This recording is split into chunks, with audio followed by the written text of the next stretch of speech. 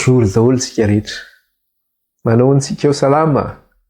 Fiadanan'ny tompo sy ny fahasoavana alevo amintsika rehetra. Dia faly indray trahatra tian'io tia mifankahita amintsika eto ara-hianatra ny tenin'ny tompo. Isika ny tokantrano lava koa le Apokalypsy. Ka le Apokalypsy inge tsy hoe Apokalypsy manazava ny teniny fa ny Baiboly iray manontolo. Ary le izy koa zany tsy azo atao hoe tozy ahavitana azy malaky ao vidaina le izy dia vita fa ny zava-dehibe dia zao hoe mandinika ny soratra masina sika mahalala ny zavatra misy anatin'ny soratra masina satria amin'ny soratra masina no azotsika azontsika famonjena. Dia io ny antoky ny fiainana mandrakizay ho tsika mahasoa antsika ny fandinihana ny soratra masina mahatsara antsika izany. Iara-hianatra sika reo mivavaka tsika. Jehovah-Andriamanitra raha io mankalaza anao zay midery anao ary manome voninahitra anao eny manaratra avy ny anaranao zay hatramin'izao ka ho mandrakizay. Misaotra raha io fa mbola nomeno indray ty tombonandro ity zay efa iara-hianatra sy andinika ny teninao. Mampianarana raha io ny teninao amin'ny alalany fanainao masina fa vonikeny raha io izay mpanomponao. Sokafy ny fonay, sokafy ny sainay amin'ny alalany fanainao masina, hamantaranay ny sitraponao Andriamanitra. Ary raha nisy fahotanana tsy famendrena vitanay teo anatrehanao. Da tamin'ny teny ity na tamin'ny andro lasaka mety hoe mbola tsy nifonanay taminao azy. Dia fonanay aminao ankehitriny ka angatahany famindram-poso fa milan-keloka. Mangataka aminao zay Kristy diovy amin'ny rahanao zay ho afa-pahotana. Sasao amin'ny rahanao zay Kristy ho afa-keloka. Ho an'ny rehetra izay mandrezo fampianarana izao Andriamanitra dia mety izany ianao hiasy hitantana azy ireo amin'ny fiainana isan'andro. Ka le rahanao andrakotra azy ireo ka hiaro ny tsirairay avy amin'ny loza sy amin'ny ratsy setrony amin'ny rahanao ianao Kristy. Araka hoe tanan'ny anjely iray ny tantananao anay ndreo tafitoana ny vaty ny tongotray. Dia aoka raha io ny teninao fahasalamana ho an'izay mahazo azy ary ainao anay tsirairay avy any. Dia mety eza Jesosy ianao hitondra fanasitranana ho an'izay marary rehetra ka aoka nidia kapoka taminao Kristy. Mikitika ny loharano karetina izay mahazo ny tsirairay avy any na inona izany. Ka amin'ny anaran'i Jesosy Kristy sy nidia kapoka taminy izay aretina mahazo anao ka voatony ny vavanao. Dia didiny izany aretina izany amin'ny anaran'i Jesosy, sitrany izany aretina izany amin'ny anaran'i Jesosy Kristy sy nidia kapoka taminy ary ny herin'ny fanahy masina. Sitrana izay aretina mahazo anao tokantrano ka voatony ny vavanao na ametrahanao tanana amin'ny anaran'i Jesosy Kristy sy nidia kapoka taminy ary ny herin'ny fanahy masina. Dia rainy ianao Andriamanitra raha io. Ary le devoly Satana Andriamanitra izay mitondra fanakorontanana kosa tao tokantrano ato. Dia mitondra ady, mitondra problema maro samihafa. Da eo ihany koa ny akasiparana ataon'ny olona izay mandefa ody ratsy. Dia ninona zana-tsipika lefa n'le ratsy tompo hoentina manafika anay na izay mahasana ny fiainanay rehetra, na ny asanay ihany koa, na ny fahasalamanay, na ny tokantranonay, na inona izany, inona akasiparana izay ataon'ny olona anay, inona asany devoly hoentina manafika anay amin'ny fomba rehetra. Dia le voniny izany hony amin'ny rany zanak'ondry sy ny fofona an'i Kristy tsy manan-kery, tsy manam-pahefana aminay. Ny anaran'i Jesosy.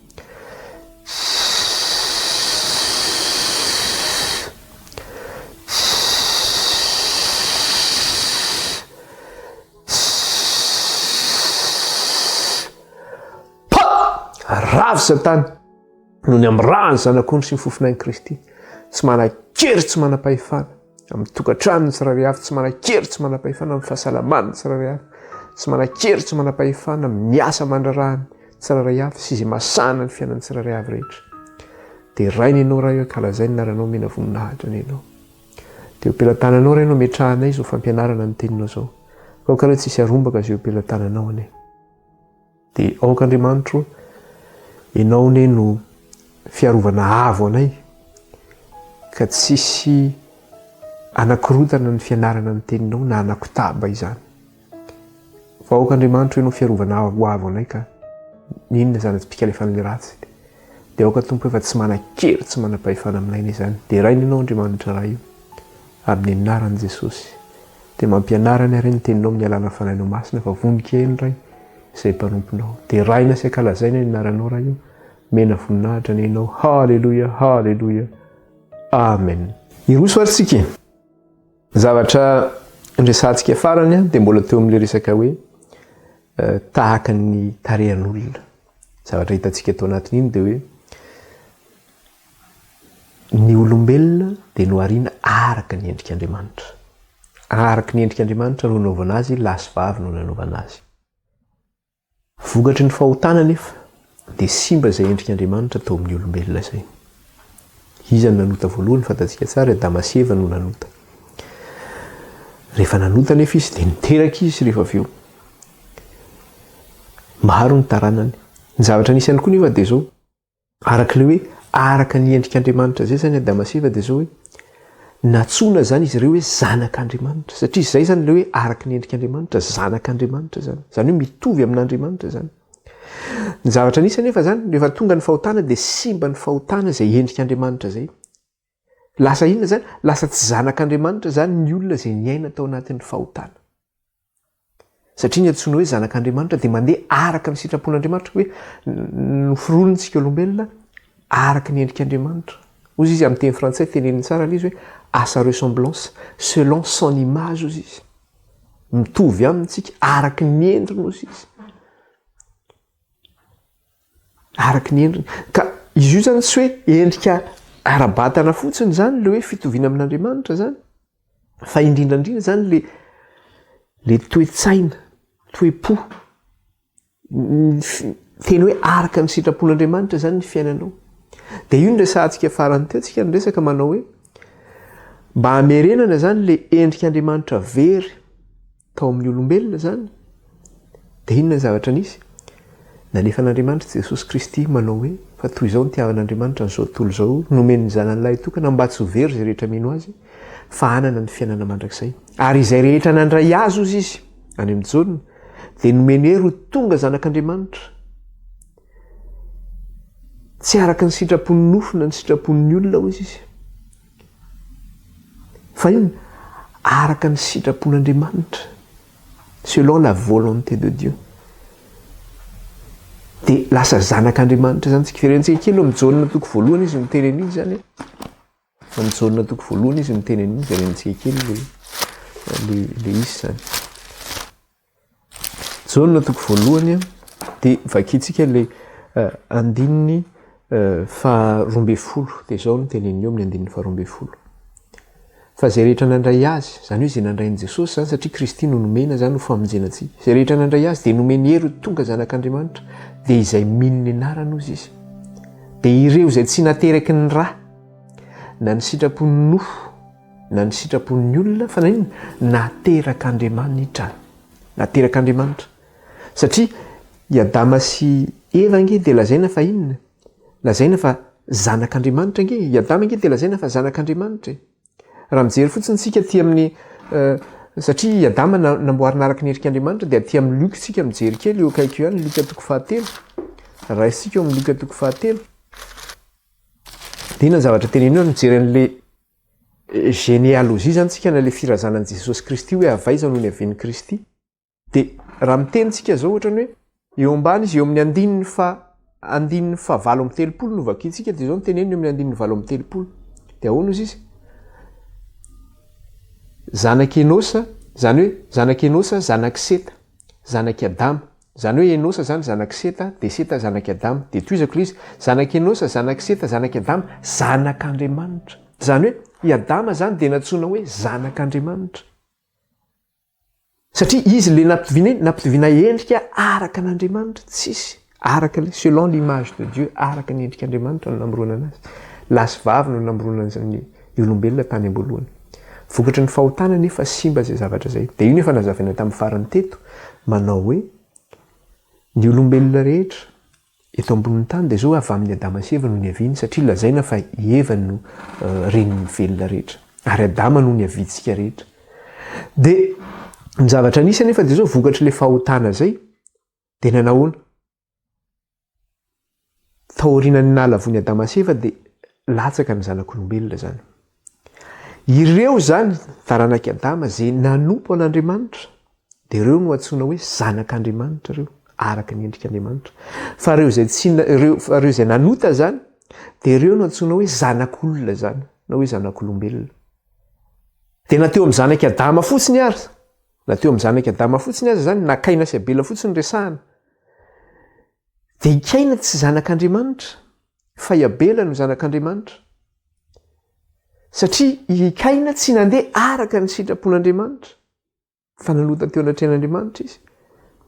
Dia ny zavatra anankiray dia ity, satria i Abela nanao izay araka ny sitrapon'Andriamanitra dia vonoiny Kaina i Abela. Dia rehefa maty Abela dia inona ny zavatra nitranga? Tsy nanana zanaka araka ny endriny intsony i Adama. Le hoe araka le endrik'Andriamanitra tao amin'ny Adama zany. Satria rehefa miteraka zany Adama dia raha manaraka manao ny sitrapon'Andriamanitra le zanaka Adama dia izy zany antsoina hoe zanak'Andriamanitra ihany koa. Ka i Adama nefa zany rehefa maty Abela dia nanahoana? Tsy nanana taranaka araka ny endriny izy. Raha ohatra ka araka ny endriny zany Kaina dia lazaina fa mbola teo Kaina hoe araka ny endrika Adama. Fa i Kaina tsy voalaza mihitsy hoe araka ny endrika Adama. Fa rehefa maty Abela izay nanompo an'Andriamanitra dia lazaina fa hoe inona ny zavatra nitenena? Nosoloan'Andriamanitra izy. Nosoloan'Andriamanitra zany nomen'Andriamanitra zazalahy anankiray zany i Adama izay mitovy endrika amin'ny Adama, zanak'Andriamanitra zany, izay nanompo an'Andriamanitra. Dia iza io? I Seta io. Izay ilay lazainy teo hoe zanak' Enosa hozy izy dia zanak' Seta Enosa. Dia i Seta kosa nefa zanak' Adama. Fa maninona no tsy tenenina hoe zanak' Adama dia tenenina hoe Kaina? Maninona tsy tenenina? Tsy tenenina zay. Fa i Seta indray zany ny tateoriana zany, satria Abela efa maty dia i Seta zany. Io zany manomboka eo ilay zanak'Andriamanitra indray zany, taranak' Seta zany, ao no poiran'ny zanak'Andriamanitra. Dia io nefa mefarany amin'ny Kristy zany io zavatra io. Mefarany Kristy. Dia izay rehetra nandray an'i Kristy koa dia natsoina koa hoe zanak'Andriamanitra zany. Dia jerentsika verenantsika ty amin'ilay Genesis 5 izy miteny an'iny le hoe nosoloana zany i Abela, satria tsy nisy tsony izy dia nomen'Andriamanitra zazalahy izay mitovy araka ny endriny Adama zany, izay antsoina hoe zanak'Andriamanitra zany izy io. Dia inona zavatra teniny eo? 1 dia zao 5:1 Genesis. Ity no boky milaza ny taranak'i Adama hozy izy. Jereo tsara, ity no boky milaza ny taranak'i Adama. Raha ohatra zany tokony taranak'i Adama rehetra dia tokony napetraka tao. Fa taranaka inona ity? Le taranaka araka ny endrik'Andriamanitra no teneniny eto. Satria tokony teneniny tao daholo ireo zaza nivoaka tao amin'ny Adama rehetrarehetra zany. Fa le zanak'Andriamanitra ihany no resahany eto.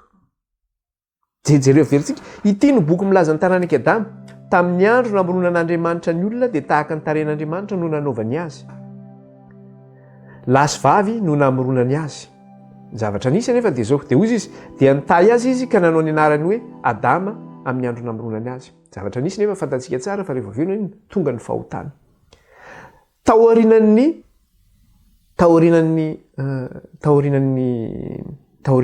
fahotana zany dia rehefa efa maty moa zany Abela, vokatry ny fahotana tokoa no nahafaty any Abela satria i Kaina no nanota teo anatrehan'Andriamanitra dia namono ny lalàna izy. Dia eo amin'ny 9 dia hozy izy, ary rehefa 300 taona ny andro ny ainany Adama dia niteraka tahaka ny tarehany araka ny endriny izy ary ny anarany nataony hoe Seta. Ahoana izy? Ary rehefa 300 taona ny andro ny ainany Adama dia niteraka tahaka ny tarehany araka ny endriny izy ary ny anarany atao hoe Seta. Niteraka tahaka ny tarehany araka ny endriny izy ary ny anarany atao hoe Seta. I Seta nefa hitantsika tsara fa ao anatin'ilay hoe zanak'Andriamanitra. I Seta hitantsika ao anatin'ilay zanak'Andriamanitra. Ary miverintsika any amin'ilay généalogie le firazanan'i Jesosy Kristy dia antsoina amin'ilay hoe taranak'i Adama zany, satria ilay taranak'i Adama ny antsoina hoe zanak'Andriamanitra zany, izay araka ny endrik'Andriamanitra, araka ny tarehany. Dia jerentsika le aty amin'ny Luka 7 verenantsika amin'izay le izy. Luka 7 verenantsika kely zany. Luka 7 dia vakitsika ny taranak'i Adama zany mandrapatonga hatreo amin'ny Jesosy Kristy zany, hoe le hoe moa zanak'Andriamanitra. Dia ahoana izy izy? Vakitsika ny 7:20. Toko 7:20 dia ahoana izy izy? Ary tokony ho efa 30 taona Jesosy vao nanomboka ny raharahany ka natao ho zanak' Josefa. Natao ho zanak' Josefa. Zany hoe Josefa koa zany zanak'Andriamanitra. natao zanak' Josefa. Jesosy zany natao zanak' Josefa. Dia mandela izy zanak' Matata, zanak' Levo izy. Dia miakatra le izy tonga aty amin'ny fafito amby telopolo izy dia hoe zanak' Metosela. Hitantsika nefa izay Metosela zay ary amin'ny Genesis 5 zanaky Enoka zany Metosela zany ao anatin'le taranaki Adama. Dia hoy izy eo amin'ny andininy fafito amby telopolo zanak' Metosela zany hoe taranaky Metosela zany Jesosy. Josefa taranaky Metosela. Dia ao anelanelan'izay nefa misy any Jese koa. Dia Jese koa nefa niteraka ny Davida ihany koa, Davida mpanjaka. Dia amin'ny fito amby telopolo zanak' Metosela, zanak' Enoka, zanak' Zareda, zanak' Mahalila, zanak' Kenana, zanak' Enosa, zanak' Seta, zanak' Adama, dia ny amaranany azy zanak'Andriamanitra. Zanak'Andriamanitra. Eo zany le hoe zanak'Andriamanitra. Dia zavatra nisy dia nyresahantsika teto izao hoe rehefa tonga ara ny fahotana, efa tafiditra teto ambony tany ny fahotana. I Seta moa zany no resahana eto zany. Misy zany ireo zanak'Andriamanitra ihany koa zany tahaka ny Seta. Amin'ireo zanak'Andriamanitra nefa dia nisy inona amin'ireo zanak'Andriamanitra zay amin'ireo olombelona zany zay nanompo an'Andriamanitra zany dia ireo antsoina hoe zanak'Andriamanitra ireo zany. Io le tonga fiteny hoe zay rehetra nandray azy dia nomeny hery ho tonga zanak'Andriamanitra. Dia zay rehetra nanaraka ny sitrapon'Andriamanitra zany, nandeha araka ny endrik'Andriamanitra, araka ny tarenan'Andriamanitra, tahaka ny Seta. Dia zao hoe ireo no antsoina hoe zanak'Andriamanitra.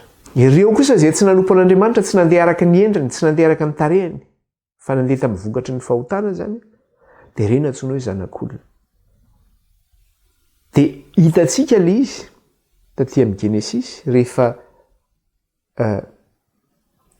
hita ny zanak'Andriamanitra ozy izy fa tsara tarehy ny zanak'olombelona, dia lasa izy nanambady ny zanak'olombelona. Zany hoe niala tamin'le toerana maha zanak'Andriamanitra azy izy zany. Dia nanota teo anatren'Andriamanitra izy ary hitan'Andriamanitra fa ratsy indrindra izany. Satria ny fisainan'ny olona ozy izy dia ratsy ihany mandritry ny andro. Niala tamin'izay efa nijerentsika teto moa zay tamin'ny farany iny zany mikasika an'izay. Fa ireo zany izay taranaky Adama araka ny endrik'Andriamanitra, araka ny taren'Andriamanitra, dia nanao dia antsoina hoe zanak'Andriamanitra. Inona moa mahatonga antsika miteny an'le hoe i Adama, Seta, miresaka tsika ny hoe Enoka, satria avy amin'ireo no niavian'i Jesosy Kristy. Zay no mahatonga antsika miresaka an'ireo. Fa ankoatra ny Seta dia misy zany ny atao hoe zanak'Andriamanitra, fa tsy hoe Seta ihany ny zanak'Andriamanitra. Tsy haiko raha azontsika le izy. Mino fa mazava tsara ny fanan'Andriamanitra anazavantsika amin'le izy. Fa ny antsoina hoe zanak'Andriamanitra zany dia zao zay mandeha araka ny endrik'Andriamanitra.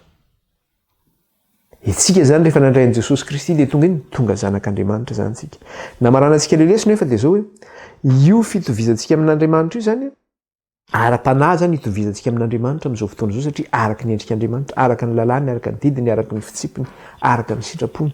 Fa le toe-batantsika izay tany am-boalohany izay very noho ny fahotana satria tany am-boalohany ange ny zanak'olombelona dia zao hoe velona mandrakizay, immortel. Vokatry ny fahotana nefa dia tsy velona mandrakizay intsony ny zanak'olombelona. Mba hiverenantsika amin'izay immortalité izay na fivelomana mandrakizay izy zany, dia amin'ny fiavian'i Kristy fanoloany amin'irao ny lanitra dia averin'Andriamanitra izay endriny izay very tamintsika olombelona zany. Le immortalité antsika zay, le fahavelomantsika mandrakizay. Dia ity nofontsika ity ovana zany izy ity satria ity nofontsika ity zany nofo andevozin'ny ota ity. Tsy mahazo mandova ny fanjakan'ny lanitra. Donc ovana zany ny endrikitsika tahaka ny endriky ny lanitra araka le endrika namoron'Andriamanitra ny zanak'olombelona tany am-boalohany. Ho averina amin'izay endrika zay zany tsika. Dia izay le hoe tahaka ny tarehan'olona zany. Tsy tandredretra amin'iny tsika izay mikasika an'iny satria efa niresantsika tamin'ny farany le izy zany.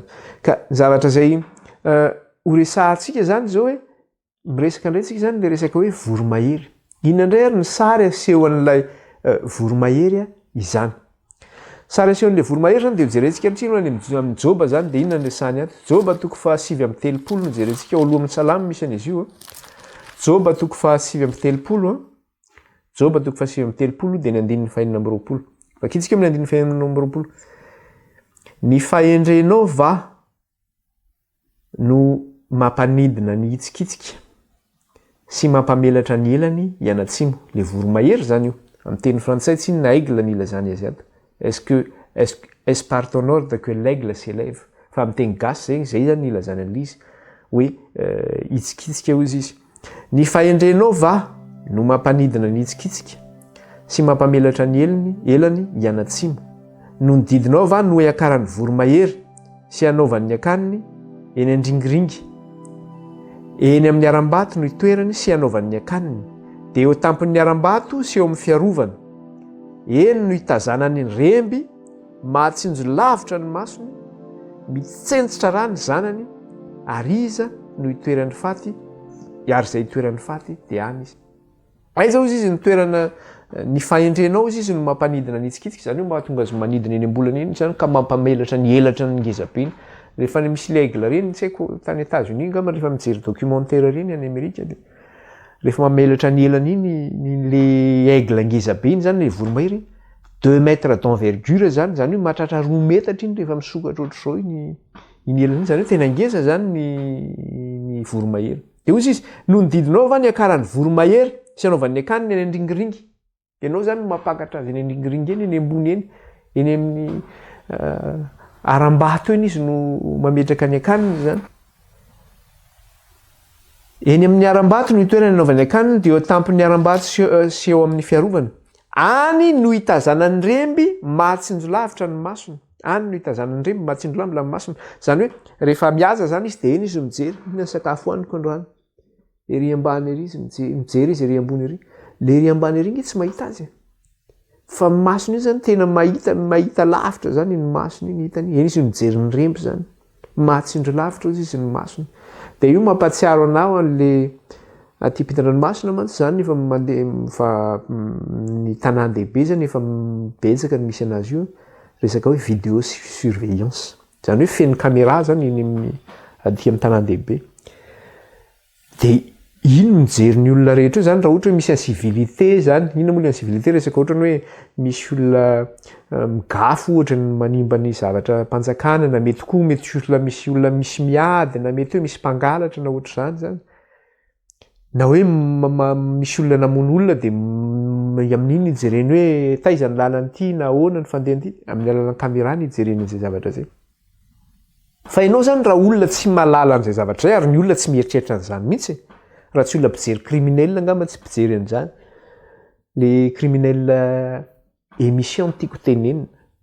Fa tsy hoe ty criminel. Fa rehefa mandeha ianao ny an-dalana, tsy hitanao iny caméra iny. Fa raha tsy ohatra malala ianao hoe ohatra misy caméra amin'ity zone ity amin'le araka ny tenenin'ny olona na ohatra zany, dia zay ianao vao mijery miakatra mijery lavitra dia hitanao. Fa le caméra tena ery ambony tsara ery amin'ny tena misy poteau lava be dia ny ambony be ny misy anazy tsy ho hita amin'ny masonao sy tsy ho eritreretinao mihitsy izy. Iny no manara-masonao zany mandehandeha. Zao tontolo zao zany mampiasa an'izany anaovana espionnage. Hitsirihana olona zany.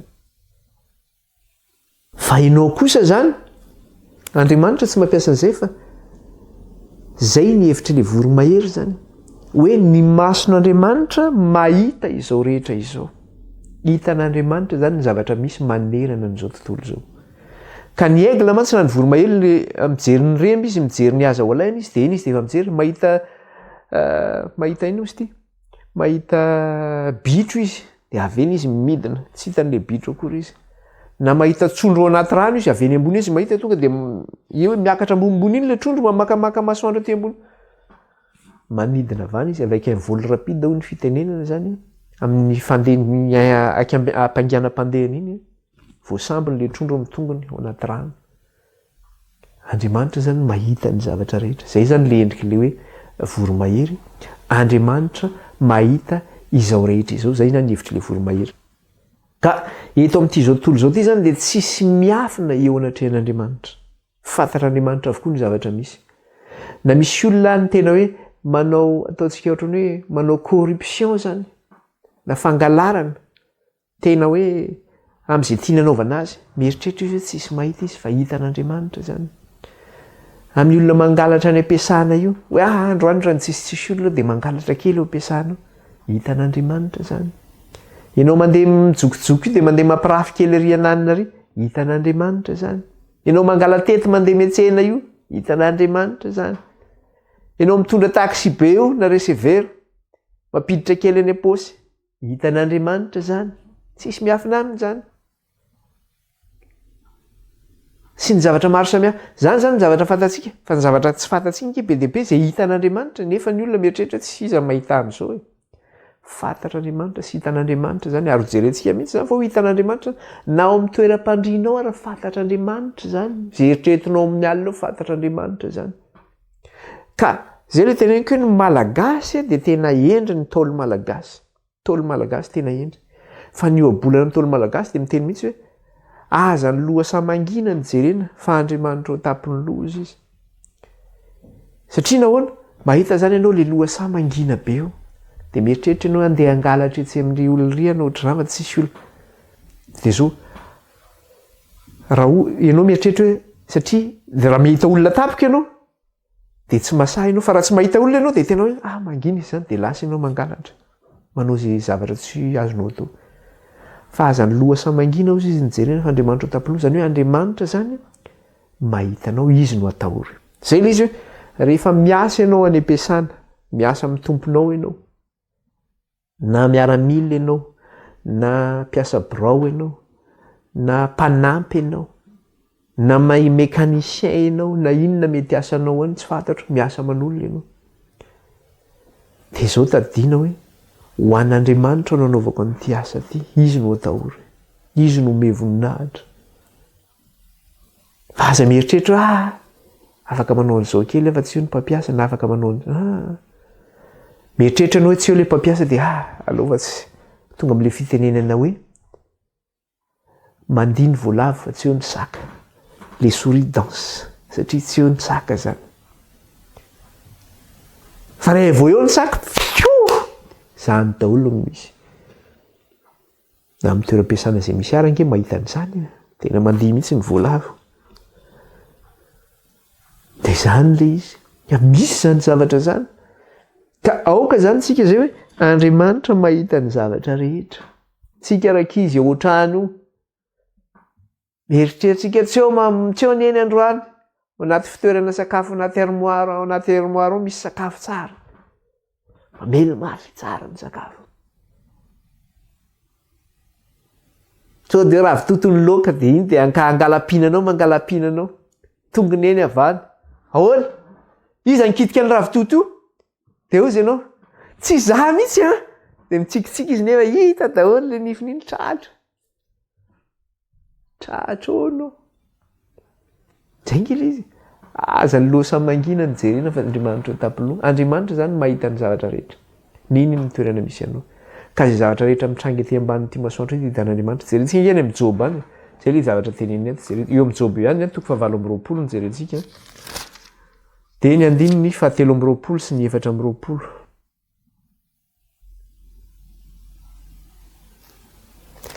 Vetivety fotsiny Job 7:20 ny andininy 3:20 sy 4:20. Dia izao ny zavatra teneniny ato amin'ny teny gasy zany amin'ny anaran'i Jesosy. Andriamanitra ihany no malala ny lalana ho any aminy, ary izy no mahafantatra ny toerany. Fa izy no mitsindro hatramin'ny faran'ny tany ary mahatazana manerana izao ambany lanitra rehetra izao. Ahoana izy izy? Andriamanitra ihany no malala ny lalana ho any aminy, izy no mahafantatra ny toerany. Fa izy no mitsinjo, eo zany ilay hoe mason'Andriamanitra mitsinjo, mahita zany. Mason'Andriamanitra mahita. Fa izy no mitsinjo hatramin'ny faran'ny tany ary mahatazana manerana izao ambany lanitra rehetra izao, tazana zany. Hitany tsisy zavatra miafina eo anatrehan'Andriamanitra. Raha marary ianao ohatrano fantatra Andriamanitra zany. Raha misy mampijaly ianao, manana problema ianao, fantatra Andriamanitra ianao. Ianao izay mitady an'Andriamanitra andro manala io, fantatra Andriamanitra ianao. Nefa mieritreritra hoe za dia tsy fantatra Andriamanitra. Toa tsy mba mamaly vavaka akory Andriamanitra. Andriamanitra tena maheno. Andriamanitra tena maheno. Fa zao ho antsika miteny manao hoe Andriamanitra tsy mamaly vavaka. Andriamanitra dia tena mamaly vavaka, dia tena mamaly vavaka tokoa.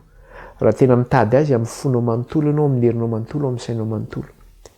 Fa Andriamanitra tsy tsy mamanavina ny tavany amin'izay mitady azy. Antsoa dia valiko izy ianao ka nio zava-mahagaga sy sarim-patarina. Fa ny zavatra tenin'Andriamanitra dia zao fa ny fahotahanao no hevitra mampisaraka anao amiko ka mampiafina ny tavako aminao izy. Zany hoe mbola misy fahotanao aminao zany. Fa raha vonona ianao niala tanteraka amin'ny fahotanao, ahitan'Andriamanitra tokoa ianao ary hoe tsapanao zany, sorenao zany. Fiarana amin'Andriamanitra zany. Ary aza mieritreritra ho tahaka ny fanomeny zao tontolo zao ny valim-bavaka izay omen'Andriamanitra anao. Fa samihafa ny fanomezan'Andriamanitra ary samihafa ny fanomeny zao tontolo zao. Sao dia miandrandrandra zavatra ratany be ianao hoe ohatran'ireny olona mpandeha ny mpisikady ireny mitady rena sy mitady volamena sy ny anina. Dia hoe manao an'izao dia tonga dia ity. Ohatran'ilay misy olona miteny manao hoe mindanina nareo mba mivavaka e. Fa maninona ary nareo manompo sampy, maninona ary nareo manao an'ity zavatra ataonareo ity fa tsy mety ety. Dia hoy izy, ka ny problème ange ilay mivavaka amin'Andriamanitra dia zao e. Ela be vao mahazo valim-bavaka fa eto mba vetivety dia mahazo. Satria ilay zavatra ranofo zany no tedavana. Dia resaka koa tsika ny zavatra io. Fa zao ilay izy. Ny Andriamanitra zay, Jesosy dia niteny mihitsy fiadanana no omeko anareo, fiadanana no avelako anareo. Tsy tahaka ny fanomeny zao tontolo izao. Tsy mitovy zany zay. Andriamanitra manome tokoa izy. Fa araka ny sitrapony. Fa tsy araka ny sitraponao.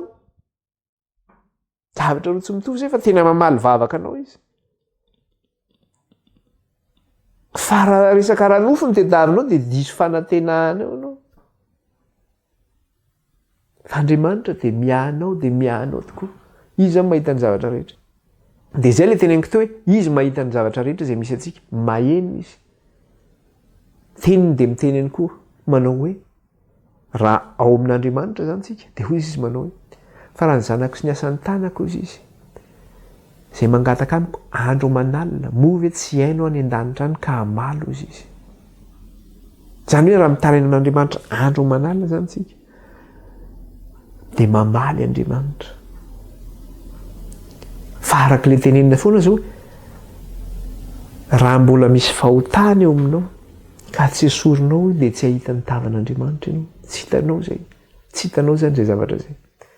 Dia misy tantara kely aty amin'ny mpanjaka faharoa aty. Dia horesahantsika moa izy zany fa zao ny zavatra nisy zany. Ity mpanjaka aty zany dia zao hoe zay zany tiako tenena moa zany dia zao hoe ny olona zany dia zao arak'ilay resahantsika teo hoe eo amin'ny fiainana isan'andro izy dia mieritreritra izy hoe afaka manao izay tiana ataony izy fa Andriamanitra tsy mahita ny zavatra ataony. Dia io ilay ny zavatra mitenentsika teo hoe na mipetraka ianao, na mitsangana ianao, na matory ianao, na mandeha mivoaka ianao, fantatra Andriamanitra ny momba ny fiainanao. Tsika tsirairay avy zao fantatra Andriamanitra, tsisy miafina aminy. Dia zao ilay tenina aty amin'ny mpanjaka faharoa aty toko faha 8 testamenta taloha mpanjaka faharoa toko faha 8 dia ny andininy faha 7. Mpanjaka faharoa toko faha 7 dia ny andininy faha 7. Mpanjaka faharoa toko faha 7 dia ny andininy faha 7. Dia vao zao ny tenin'ny tompo. Andininy faha 7. Fa samy fantatro avokoa ny hipetrahanao sy ny hivoahanao sy ny hidiranao ary ny fahatezeranao amiko. Tsika zany raha tezitra amin'Andriamanitra. Sinona koa izy Andriamanitra tsy mamaly vavaka akory. Fantatra Andriamanitra. Raha manao blasfème an'Andriamanitra ianao, miteny ratsy ny anaran'Andriamanitra, fantatra Andriamanitra. Ireo ilay mpiteny ratsy ireo moa dia vao mihetsika kely dia ny anaran'Andriamanitra ny tonoina nefa teny ratsy ny ampanarahana ilay teny rehefa avy eo. Dia miteny fantatra Andriamanitra daholo ange zany. Fa samy fantatra avokoa ny hipetrahanao, fantany ianao aiza ny toerana misy anao, sy ny voahanao raha mivoaka anao, sy ny hidiranao. Ianao mandeha mitsoaka moramora ohatrano dia lasa ianao milingilingy miditra ary amin'ny mampirafy ary amin'ny raha terezy kely ary ianao tsy fantatra. Sy ny hitan'Andriamanitra avokoa zany tsisy miafina aminy zany. Misy tao amin'ny zany hoe na matory ary ianao zany dia mieritreritra amin'ny alina dia fantatra Andriamanitra koa zany. Jerentsika inge aty amin'ny mpanjaka faharoa ihany koa toko faha 9 izy miteny an'izay. Nisy mpanjaka anankiray nandeha hanafika an'Israely izy io dia nanao paikady io mpanjaka io zany hanafika an'Israely. dia inona ny zavatra nataony? Manao plan zany izy. Zao ny taktika, zao. Dia rehefa manao izy zao ny fomba fiantsika ny Israely, dia Andriamanitra miteny amin'ny mpanompony. Dia le mpaminany Jehova iny lasa manao le tatitra ny mpanjakan'ny Israely hoe zao no ataon'ny mpanjakan'ny Siria, fa zao no ataonao. Dia isaky ny fotoana zany manao planina le mpanjakan'ny Siria na fiainan'ny Israely, dia mianjera foana le planina ataony satria naona fantatry ny mpanjakan'ny Israely foana sy fantatry ny mpon'ny Israely hoe zao ny zavatra ho ataony, dia tsy tanteraka le izy. Dia tesitra le mpanjaka hoe nareo mihitsy ve nareo reto mpanolo-tsaiko reto mihitsy ve ny tena mitiomy amiko e? Fa ahoana ny ahafantarany sa nareo mpamadika amin'ny resaka zay teneniko any amin'ny mpanjakan'ny Israely? Dia ozy izy le mpanolo-tsainan'ny mpanjakan'ny Siria nanao hoe tsy izay ozy izy ny manao izany, fa zay teneninao ngery mpanjaka ka zay ataonao na zay saininao ao mpandriny dia tanteriny le mpanompon'Andriamanitra any amin'ny mpanjakan'ny Israely. Dia io moa no tediavin'le mpanjakan'ny Siria rehefa avy eo samborina zany le mpanompony Jehova dia Elisa moa zany. Fa zay le izy hoe tsisy miafina amin'Andriamanitra zay ataonao. Dia jereo aty amin'ilay mpanjaka faharoa toko fahaenina, zay ny teneniny ato. Mpanjaka faharoa toko fahaenina dia ny 19 ka hatramin'ny 12. Mpanjaka faharoa toko fahaenina dia ny 19 ka hatramin'ny 12. Dia zao ny vaky ny teny amin'ny anaran'i Jesosy. Ary ny mpanjakan'ny Siria niady tamin'ny Israely ka nilaza tamin'ny mpanompony hoe any anonana no ohatran'ny hoe any ananina zany moa zany, zay le fomba fiteny zany fomba mahazatra hoe any ananina no hitoboiko. Ary ilay lan'Andriamanitra kosa naniraka tany mpanjakan'ny Israely ka nanao hoe tandre mifandreo makany. Aza makany zany ianao satria any le mpanjakan'ny Siria. Tandre mifandreo makany. Tandre mifandreo makany ananina ianao, fa any no hidinan'ny Sirianina. Ary ny mpanjakan'ny Israely naniraka tany amin'izay nolazain'le lan'Andriamanitra taminy sy nananarany azy ka nampiambina tany tsy indray mandeha na indroa. Zany hoe tsy indray mandeha zany le mpanjakan'ny Siria no milaza hoe ary itsika nanafika ny Israely, aty itsika nanao an'izao. Fa tsy indray mandeha na indroa na intelo, fa matetika zany. Dia rehefa miteny ny mpanjakan'ny Siria zao natao dia tenenin'le mpanompon'Andriamanitra, tenenin'Andriamanitra amin'ny mpanompony foana hoe zao zavatra atao, aza makany nareo. Fa ny mpanjakan'ny Siria amin'izao aza makaty nareo. Dia déjoué foana zany ny planina, nareo tsy tanteraka foana ny planina n'ity mpanjaka ity. Dia tezitra le mpanjaka 120. Dia sosotra indrindra ny fon'ny mpanjakan'ny Siria noho izany zavatra izany. Koa niantso ny mpanompony izy ary nanao taminy hoe tsy ambaranareo ahy va izay eto amintsika momba ny mpanjakan'ny Israely. Tsy ambaranareo ahy va izay eto amintsika momba ny mpanjakan'ny Israely. Amin'ny teny frantsay dia zao ny tenenana azy io, manao hoe ne voulez-vous pas me déclarer lequel de nous est pour le roi d'Israël? Hoe iza aminareo no momba ny mpanjakan'ny Israely. Tsy ambaranareo amiko izy aminareo momba ny mpanjakan'ny Israely satria zay teneniko dia to fantatry ny mpanjakan'ny Israely avokoa. Dia andininy faharoambe dia toy izany le teny. Tsy ambaranareo ahy va izay eto amintsika momba ny mpanjakan'ny Israely. Ary hoy ny mpanompony anankiray, tsy misy ry mpanjaka tompoko. Zany hoe tsy misy aminay mamadika anao ry mpanjaka ary tsy momba ny mpanjakan'ny Israely zay. Fa Elisa mpaminany ao amin'ny Israely any no milaza amin'ny mpanjakan'ny Israely na dia izay teny lazainao ao amin'ny trano fandrinao aza. Averiko ilay izy. Fa Elisa mpaminany ao amin'ny Israely any no milaza amin'ny mpanjakan'ny Israely na dia izay teny lazainao amin'ny trano fandrinao aza. Nga Elisa mandeha mitsikilo any trano fandrinan'ny mpanjakan'ny Siria. Nga izy mandefa mpitily any. Fa Andriamanitra mamatatra ny zavatra rehetra dia teneniny. Satria antsika zany manana fahavalo faran'izay mahery indrindra zany. Dia izao tadidio. Fa ny antsika ny mahery indrindra noho ny an'izany. Tsisy dikan'izany eo notrehan'Andriamanitra. Ataon'Andriamanitra claquement de doigts ohatr'izay fotsiny. Dia efa mikorotana izao tontolo izao.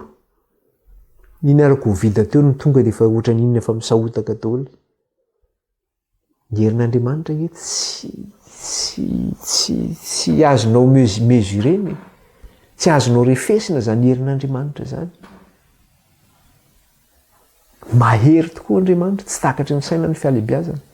Ary io le teneniny hoe Jesosy Kristy ilay lazaina fa tompony tompo sy mpanjakan'ny mpanjaka. Ary izay miaraka aminy, izy efa nandresy dia izay miaraka aminy dia mpandresy tahaka azy ihany koa. Tsika mpandresy miaraka amin'Andriamanitra, efa naharesy Kristy ary mbola handresy, donc tsika zany mpandresy itsika. Inona ny anahintsika amin'izany zavatra izany?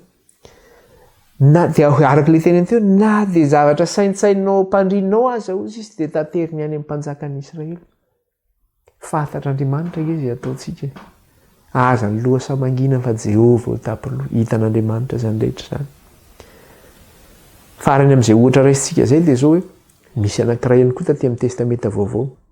Izy ity indray miresaka mikasika rehefa noenjena zany ny kristianina, ny apôstôly sy ireo kristianina tao Jerosalema ny amin'ny fanenjena mahery vaika, izay nanenjena kristianina zany tao aorian'ny nahafatesan'ny Kristy, satria efa niroborobo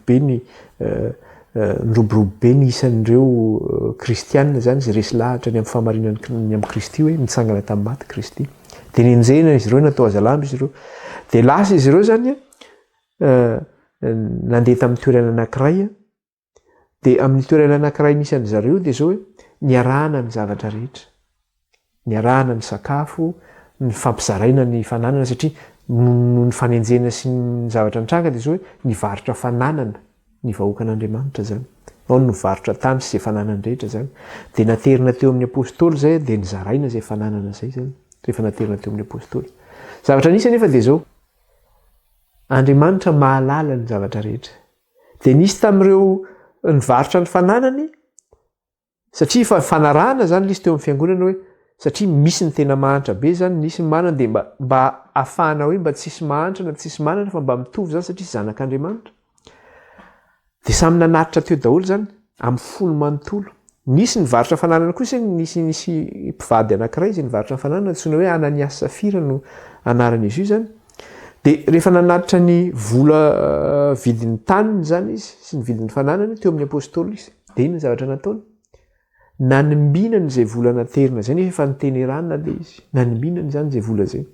Tsy le tena vola amin'ny fahafenona naterina teo, fa andaniny amin'ilay vola ihany no naterina teo zany. Hoe une partie zany. Dia rehefa tonga teo izy nanatitra ilay vola, dia iny ny zavatra misy, ohatra n'ilay Elisa, hoe fantatry Elisa ny zavatra saintsainao ho mpandriana. Fa izy manatitra an'io Andriamanitra efa miteny amin'ny Petera hoe zao reto olona reto, zao ny zavatra nataony, zao ny zavatra nataony. Nafeny nisy vola nafeny ozy izy fa tsy mety teo daholo, fa reto mamitaka reto olona reto ozy izy. Tsy amin'ny fony no anompony anahy sy anaterana an'izao zavatra zao eto. Hitan'Andriamanitra zany zay jerentsika ty amin'ny asan'ny apôstôly toko 5. Asan'ny apôstôly toko 5 izy miresaka an'izay. Asan'ny apôstôly toko 5 dia ny andininy voalohany ka hatramin'ny fahaefatra. Asan'ny apôstôly toko 5 dia ny andininy voalohany ka hatramin'ny fahaefatra. Dia zao nivaky ny teny amin'ny anaran'i Jesosy. Ary nisy koa lehilahy atao hoe Ananias sy Safira vady nivarotra tany, ka nanafenana ho azy ny vola vidiny, ary ny vavy koa nahalala izany. Dia nentiny ny vola sasany, dia nentiny ny vola sasany vidiny, izany hoe vola sasany ihany nentiny zany fa tsy le vola rehetra. Dia nentiny ny vola sasany vidiny ka napetrany teo alohan'ny tongotry ny apôstôly. Ary ho Petera, ry Ananias, ahoana ny ahafantaran'ny Petera an'izany? Ary ho Petera, ry Ananias, nahoana Satana no nameno ny fonao andainga amin'ny fanamasina ka hanafina ny vola sasany vidin'ny tany. Ry Ananias, nahoana Satana, zany hoe Satana nefa niditra tao aminareo, nanafina anareo n'izany vola izany. Nahoana Satana no nameno ny fonao andainga amin'ny fanamasina ka hanafina ny vola sasany amin'ny vidin'ny tany. Fony tsy namidy, tsy hanao ihany va izy, ary rehefa namidy tsy hanao hanaovanao izay sitraponao koa va? Nahoana no ny saina izay tao am-ponao ianao, tsy mandainga tamin'olona ianao fa tamin'Andriamanitra. nahoana no nisaina zay taom-ponao ianao nandeha tamin'ny filan'ny nofinao sy ny fanindrinao, nahoana satana no navelanao nitarika anao tamin'izany zavatra ratsy izany. Fa hono izy tsy nandainga tamin'ny olona ianao fa tamin'Andriamanitra hozy izy. Tsy nandainga tamin'ny olona ianao fa tamin'Andriamanitra. Fantatr'Andriamanitra. Dia jereo nge rehefa manatitra fanatitra ny am-piangonana. Inona ny zavatra misy? Misy olona tena manan-karena dia tena manan-karena mihitsy. Fa zao fotsiny zavatra tenena amintsika, ny olona mpanan-karena vao maika martity ny olona tena manan-karena. Satria ny olona manan-karena tia vola. Raha miala vola kely izy tena tsy zakany iny. Tsy zakany iny. Nisy olona zay nitantara taminay, olona mpanan-karena be izy tamin'ny Madagasikara.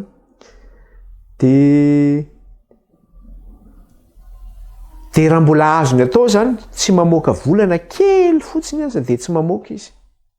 Nataontsika hoe ary zato ary angambany, tsy mamoaka an'izy. Dia indray andro izay izy nibata zavatra nivoaka avy tao anaty tômôbila, navezatra. Dia mba a Madagasikara tsy misy an'ilay zatovo ireny amin'ny tanàna ireny. Dia ahoana mba bataiko io ramose ohatr'izao. Izany hoe mba mitady karama zany izy batana iny. Fa nga za veriny lafa olona malemy tsy mahavita mibatana etako ako maninona no bata. Nefa ilay olona mitady karama zany. Ka na mba hamme kely an'iny, mba hampaninina azy no manome ary zato kely an'iny na tsy fantatro. Fa tena zany hoe tsiratsirainy le olona zany. Satria raha mbola zavaka tsy sy hinany amezako nefa izy manam-bola dia manam-bola. Atao misy dia olona dia misy fomba fiteny moa hoe mandraitra tondo ozy ny fitenenana dia mifaly mijery fotsiny za manam-bola ohatr'izao. Dia ao amin'ny banky ilay vola. Dia nefa ianao na ohatrano azy ianao tsisy ninona ohatrano. Na fandriana raha tsy misy. Na entana raha tsy misy, vilia hinanana sakafo raha tsy misy fa le plastika mananana. Satria faly nefa afaka mividy vilia tsara ianao, afaka mividy fanaka izay ilainao ianao. Satria ny vola nge natao fitaovana ho ampiasainy fa tsy natao ho tompona. Ny vola zany natao hanompanao fitaovana namen'Andriamanitra iny ho ampiasainao. Fa tsy hoe manam-bola koa ianao dia ho lanilaninao fatany fotsiny koa tsy zay, fa hoe amin'ny zavatra hoe ilaina zany.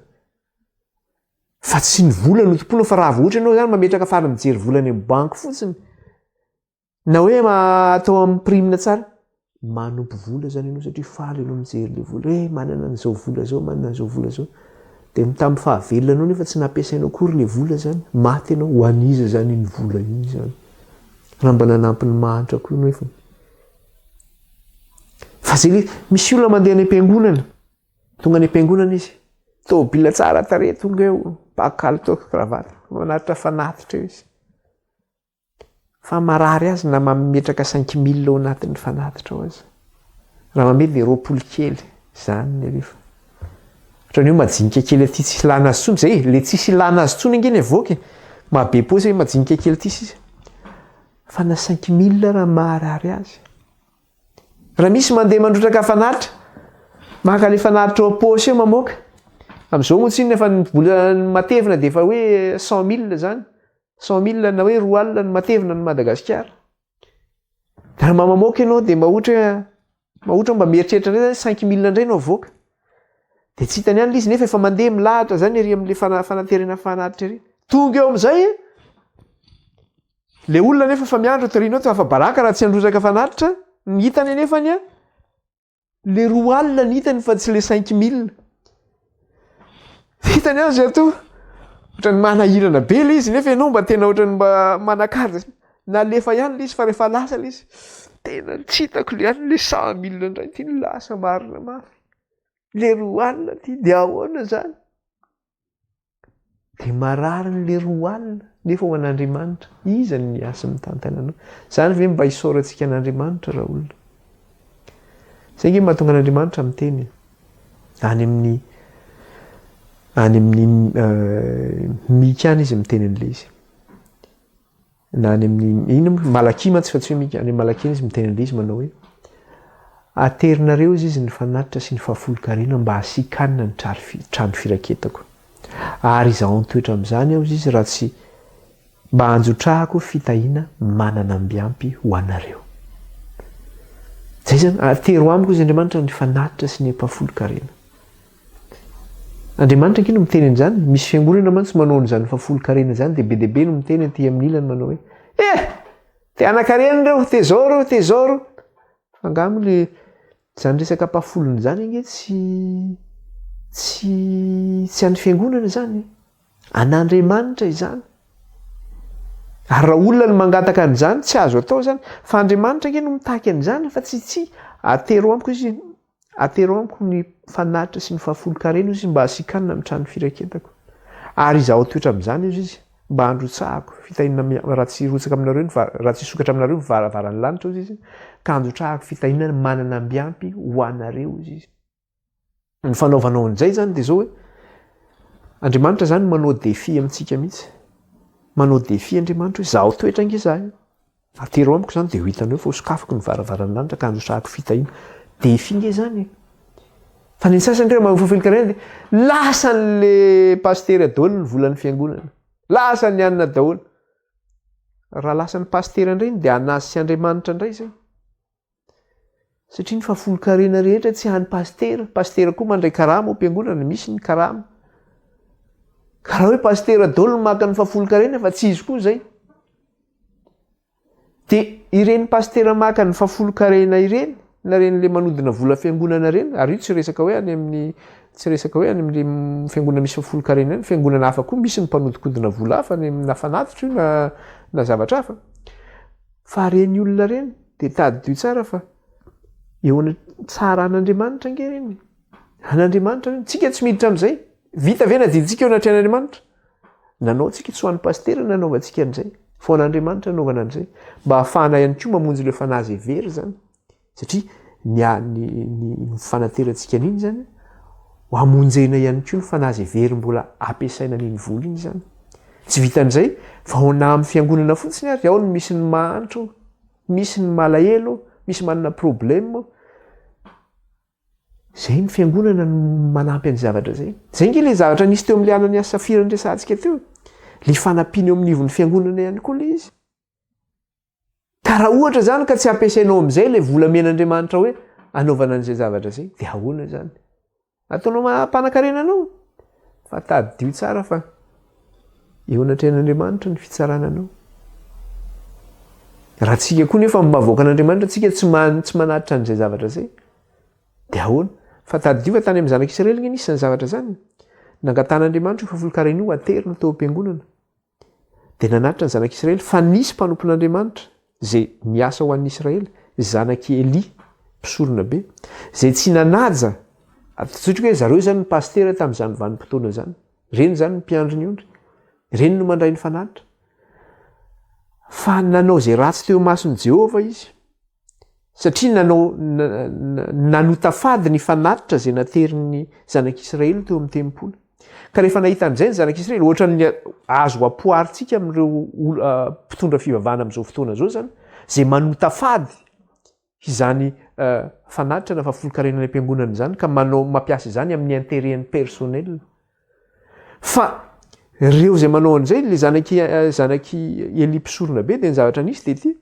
Rehefa nanotafady ny fanatitra nateraka ny zanak'Israely izy de tezitra ny vahoaka de tsy nanatitra fanatitra tsony satria kivy tamin'ny zavatra nataon'le mpitondra. De ohatrany hoe kivy amin'ny zavatra ataon'ny mpitondra ihany koa amin'izao fotoana zao, zay manao an'izany toetra zany. De tezitra Andriamanitra. Lasa ny anarako izy no profane na voavetaveta. Lasa ny anarako no itenenana ratsy noho ny ataonareo nefa nareo ny mpanompoko. Zany vokatra n'izany zavatra zany. Ka amin'ity resaka fanatitra sy fafolo-karena ity zany tsy resaka hoe ny mpino ihany resahana eto, fa na ny mpitondra fiangonana ihany koa resahana amin'io. Satria an'Andriamanitra io. Ary amin'iny no hanomezana ny karama ny pastera.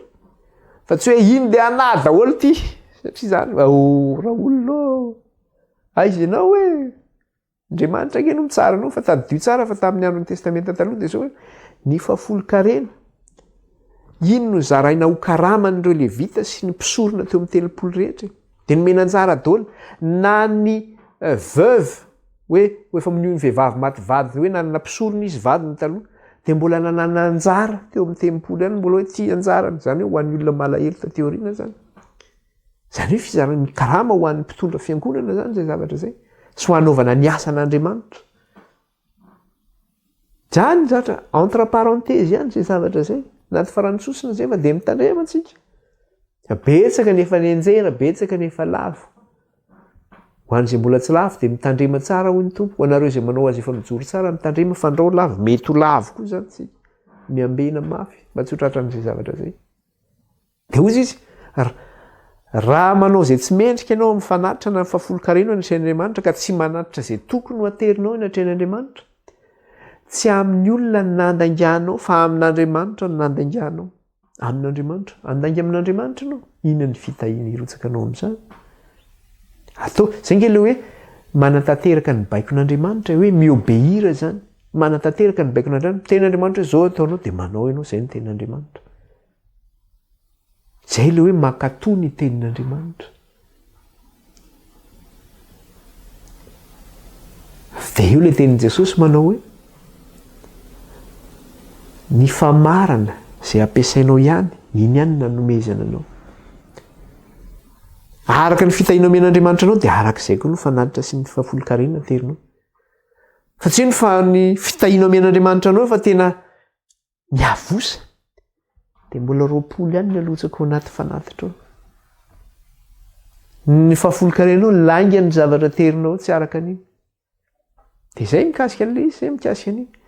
Tapitra indray koa nefa ny fotoana antsika zany, mandeha dia mandeha ilay fotoana.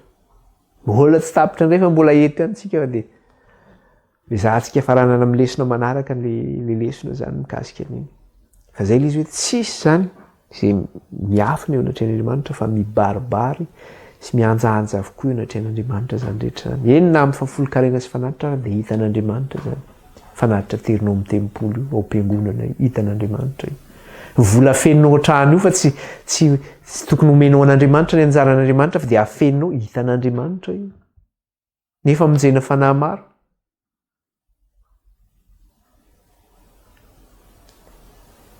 Izay mikasika an'iny. Soratsika ny tompony zavatra rehetra hivavakantsika. Jehovah tompony maro mankalaza anao izay mideranao ary manome voninahitra anao. Misaotra tompo raha afaka mbola nanao izany fampianarana izay zany tamin'ity anio ity mikasika ilay hoe voromahery. Eny Andriamanitra, ianao no mahita ny zavatra rehetra ary tsisy miafina aminao zany. Fantatra avokoa mikasika ny fiainana rehetra. Ka aoka Andriamanitra, tsy miloha samangina tokoa no jerenay fa ianao izay tapon'ny lohanay. Ianao no mendrika ny atahorana, mendrika ny diraina, mendrika miamboninahitra, mendrika ny angovitana. Aoka ho masina izay ireo satria masina ianao. Dia raina mandrakizay ny anaranao raha io, mana masina ny amin'ny teninao ny fahamarinana. Amin'ny anaran'i Jesosy na andratana izany vavaka izany raha hitao anatrehanao, aleloia. Amen. Mentsika voninahitra ny tompo. Halleluia, halleluia. Amin'ny manaraka indray tsika mifampitona. Baibai daholo tsika rehetra.